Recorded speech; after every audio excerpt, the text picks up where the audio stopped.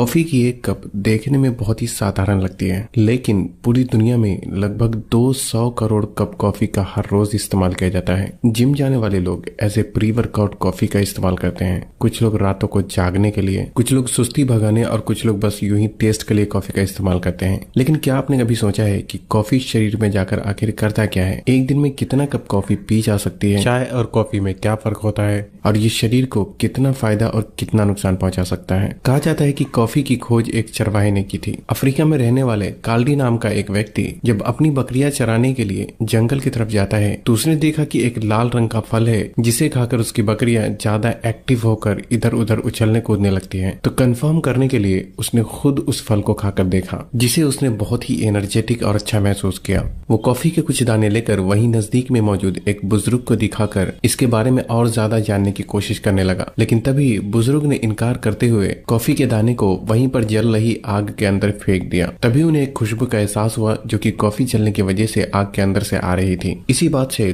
Coffee के दाने को भूनकर इस्तेमाल करने का आइडिया आया और फिर दुनिया की सबसे पहली कॉफी यहीं पर बनाई गई थी। आज भी जो कॉफी के दाने पेड़ पर लगते हैं वो लाल रंग के कवर में बंद होता है, जिसके अंदर हल्के ग्रीन रंग के दाने होते हैं और फिर इस दाने को भूनने के बाद वो ब्राउन कलर में तब्दील हो जाता है, जिसे फिर पाउडर फॉर्म में बदलकर मार्केट में बेचा जाता है। ज्यादातर लोग ये बात नहीं जानते कि हर कॉफी पाउडर देखने में तो लगभग एक जैसा ही होता है, लेकिन क्वालिटी और टेस्ट के नजरिए से ये कई तरीके के हो सकते हैं। जिसमें कॉफी का दो सबसे मेन टाइप है जिसका सबसे ज्यादा इस्तेमाल किया जाता है। पहला है अरेबिका। अरेबिका कॉफी बीन सबसे हाईएस्ट क्वालिटी की कॉफी होती है जिसका पूरी दुनिया में सबसे ज्यादा इस्तेमाल किया जाता है। इसका टेक्सचर स्मूथ और टेस्ट दूसरी कॉफी के मुकाबले ज्यादा बेहतर होता है। इसमें तीतापन और कैफीन की मात्रा भी थोड़ी कम होती है, इसलिए ये कॉफी प्राइस में ज्यादा होती है। जो दूसरे टाइप की कॉफी होती है वो है रोबुस्टा। ये वर्ल्ड में सेकंड सबसे मशहूर कॉफी है जिसकी कीमत अरेबिका कॉफी के मुकाबले कम होती है। इसका स्मेल और टेस्ट थोड़ा स्ट्रॉन्ग होता है, साथ ही इसमें तीतापन और कैफीन की मात्रा भी ज्यादा होती है। ये कॉफी के दाने अरेबिका कॉफी के मुकाबले साइज में थोड़ा गोलाकार होते हैं। अगर कॉफी पीने का सही समय और सही तरीका पता हो तो इससे कई सारे फायदे भी उठाए जा सकते हैं, और ऐसा इसलिए क्योंकि कॉफी में पॉलीफेनॉल और कई दूसरे एंटीऑक्सीडेंट पाए जाते हैं जो कि शरीर में बनने वाले फ्री रेडिकल्स जैसे जहरीले पदार्थ को रिड्यूस करके कुछ हद तक ओवरऑल बॉडी को इम्प्रूव करने का काम करता है। कॉफी में कुछ फाइटोन्यूट्रिएंट भी पाए जाते हैं जो कि लिवर प्रॉब्लम को प्रिवेंट करने में कुछ हद तक मददगार होता है। कॉफी मेटाबॉलिज्म को बूस्ट करके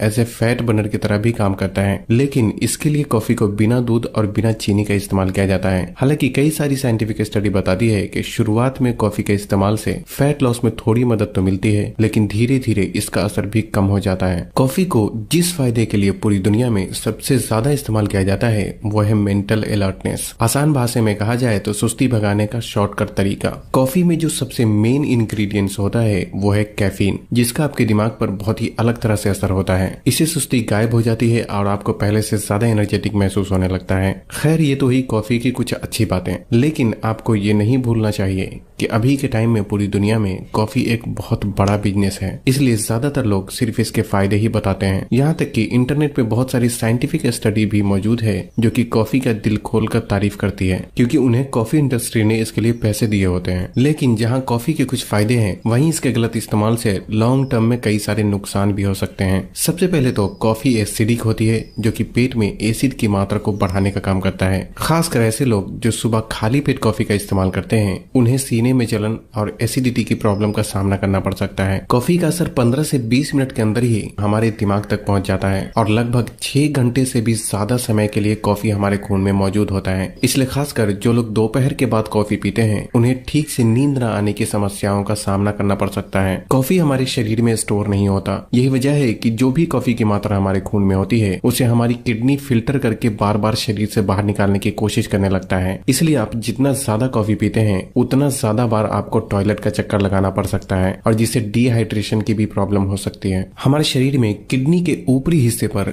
एक ग्रंथि होती है जिसे एड्रिनल ग्लैंड के नाम से जाना जाता है। कॉफी इस ग्रंथि को ज्यादा मात्रा में एक हार्मोन रिलीज करने के लिए स्टिमुलेट करता है जिसका नाम है एड्रेनलिन। इस हार्मोन के खून में ज्यादा होने से दिल की धड़कन तेज होती है, एंजाइटी लेवल बढ़ता है और ब्लड प्रेशर भी इंक्रीज होने लगता है। इसलिए जिन लोगों को धड़कन तेज होने या दिल से जुड़ी बीमारी है या एंजाइटी और घबराहट महसूस होती है या हाई ब्लड प्रेशर की प्रॉब्लम है तो उन्हें कॉफी से दूर ही रहना चाहिए, क्योंकि ये प्रॉब्लम को और भी ज्यादा बढ़ा सकता है। और यही वजह है कि प्रेग्नेंट औरतों को भी कॉफी पीने से मना किया जाता है। यहाँ तक कि नॉर्मल लोगों को भी कुछ शर्तों को ध्यान में रखते हुए ही कॉफी का इस्तेमाल करना चाहिए। ज्यादातर लोगों को ऐसा लगता है कि कॉफी पीने के बाद जो एनर्जी महसूस होती है वो कॉफी से मिलती है, लेकिन ऐसा बिल्कुल भी नहीं है। दरअसल हमारे दिमाग में एक एडेनोसिन नाम का हार्मोन होता है जो कि एक न्यूरोट्रांसमीटर की तरह काम करता है। हमारे दिमाग में इस तरह के कुछ रिसेप्टर होते हैं। जब हमारा दिमाग थकने लगता है तो एडेनोसिन हार्मोन इस रिसेप्टर से चिपक कर हमें सुस्ती और हल्के नींद के रूप में इशारा देता है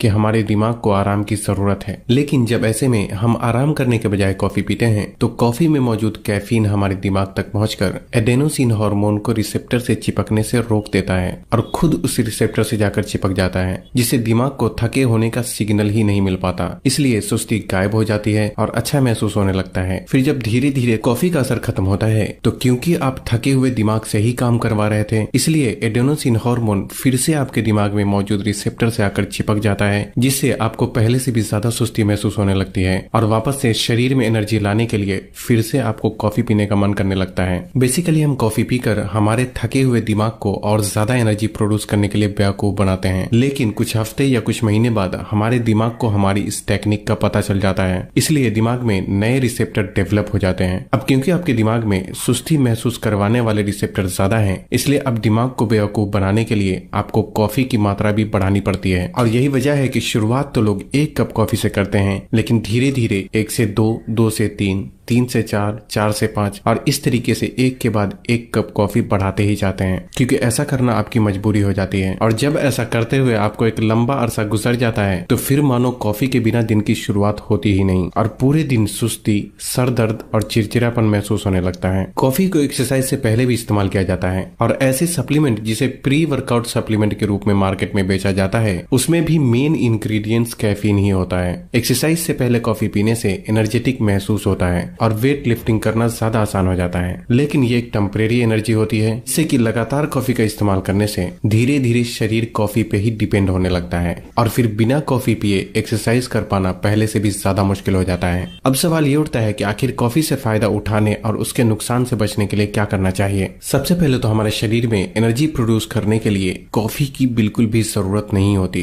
क्योंकि सही खान पान, फिजिकल एक्टिविटीज और सही अमाउंट में नींद का ख्याल रख के बॉडी को पूरे दिन बहुत ही एनर्जेटिक रखा जा सकता है। लेकिन जो लोग कॉफी पीना पसंद करते हैं उन्हें कुछ लिमिटेशंस को ख्याल में रखना चाहिए। कई सारी साइंटिफिक स्टडी के हिसाब से एक हेल्दी इंसान जिसे कोई भी बीमारी नहीं है उनके लिए दिन भर में 300 से 400 मिलीग्राम कैफीन कंज्यूम करना सेफ माना जाता है, जो कि लगभग 3 से 4 कप कॉफी के बराबर होता है। और इसी बात को देखकर यूट्यूब पर भी बहुत सारे लोग दिन भर में 3-4 कप कॉफी पीने को सही मानते हैं और दूसरों को भी इसी तरीके की सलाह देते हैं। लेकिन यहाँ एक बहुत बड़ा ट्विस्ट है जिसे साइंटिफिक रिसर्च पर आंख बंद करके यकीन करने वाले लोग नहीं जानते। प्रैक्टिकल लाइफ में जब हम देखते हैं तो कॉफी शरीर में जाने के बाद इसके साथ हर किसी इंसान की बॉडी अलग अलग तरह से रिएक्ट करती है। जो लोग दिन भर में 3-4 कप कॉफी पीते हैं तो मे भी हो सकता है कि उसको तुरंत कॉफी का नुकसान बॉडी में डैमेज के रूप में सामने ना आए, लेकिन लॉन्ग टर्म में कॉफी एडिक्शन के रूप में जरूर सामने आ सकता है, क्योंकि ये बात भी साइंटिफिकली प्रूवन है कि कॉफी को साइको एक्टिव ड्रग की कैटेगरी में गिना जाता है, जिसका धीरे धीरे इंसान आदी होने लगता है। यहाँ अगर आप उन लोगों में से हैं जो दिन भर में सिर्फ 1 कॉफी पीते हैं, लेकिन आपका एक टाइमिंग और रूटीन बन चुका है कि 1 कप कॉफी ही सही लेकिन हर दिन आपको कॉफी चाहिए ही चाहिए, तो आप माने या ना माने आप भी कॉफी की लत का शिकार हो चुके हैं। एक लॉजिकल और इंटरेस्टिंग बात यह भी है कि आज पूरी दुनिया में लगभग 200 करोड़ से भी ज्यादा कप कॉफी का हर रोज इस्तेमाल किया जाता है। जाहिर सी बात है कि इसमें से ज्यादातर लोगों ने दिन भर में 1 कप कॉफी पीने से ही शुरुआत की होगी और आज पूरे दिन में 10 कप कॉफी पीने वालों की भी कोई कमी नहीं है, क्योंकि जब कॉफी की लत लग जाए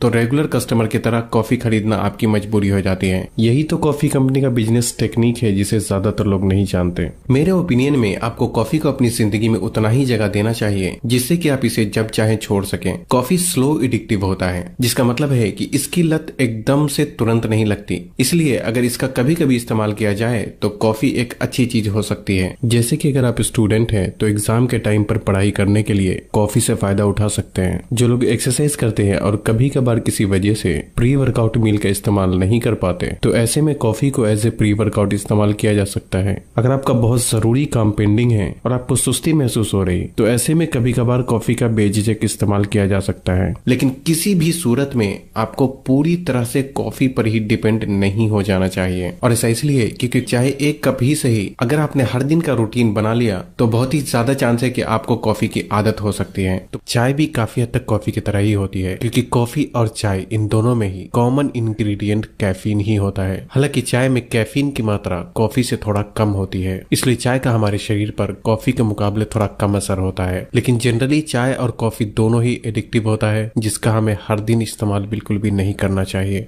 तो बस आज के लिए इतना ही। इस वीडियो को उन लोगों तक जरूर पहुंचाएं जो इस बारे में नहीं जानते। तब तक के लिए अपना ख्याल रखें।